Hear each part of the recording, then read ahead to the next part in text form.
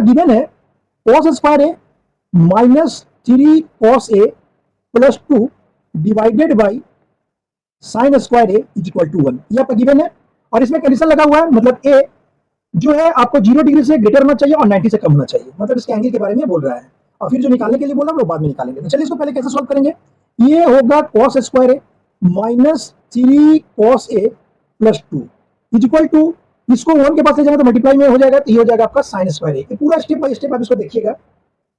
देखिए आपको बेसिक में बताया गया होगा कि जब इस तरह का जब कंडीशन रहे तब हम लोग सिर्फ सिंगल चीज में हम लोग कर, जैसे यहाँ cos है साइन भी है, तो हम लोग कोशिश करेंगे कि ये एक ही जैसा रहे। तो साइन को हम लोग cos में चेंज कर सकते हैं, तो क्या लिख सकते हैं साइन स्क्वायर ए को 1 माइनस cos स्क्वायर ए लिख सकते हैं इस चीज को। तो आप सबको इधर लेके आ जाइए।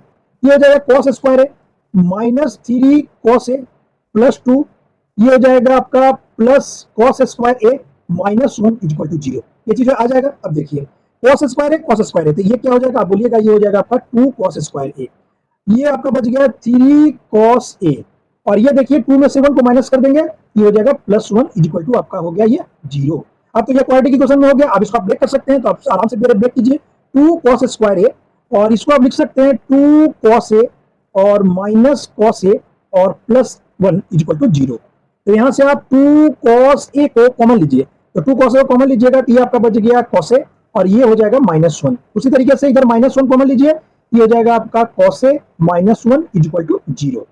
इसके नेक्स्ट स्टेप में ये हो जाएगा 2 cos ए माइनस 1, और ये हो जाएगा आपका cos A minus 1 is equal to 0। तो यहां से हम लोग अलग अलग अगर 0 करते हैं तो क्या हो जाएगा 2 cos A minus 1 is equal to 0, और इसको अगर 0 करते हैं तो हो जाएगा cos A minus 1 is equal to 0।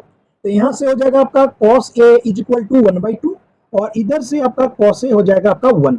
आप बताइए तो पढ़े होंगे cos ए और 1 कितना में आता है, तो आप बोलिएगा cos 0 डिग्री में, मतलब यहाँ आपका आ गया a is equal to 0 degree, और यहाँ अगर देखिएगा cos A is equal to 1/2 में cos 60 डिग्री में, तो यहाँ आ गया आपका 60 डिग्री।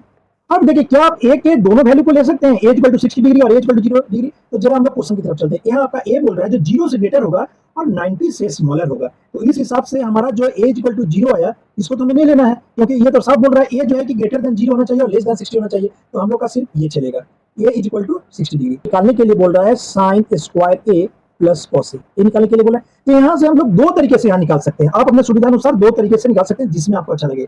तो यहाँ पर भी आप लिख दीजिए साइन स्क्वायर ए प्लस cos ए।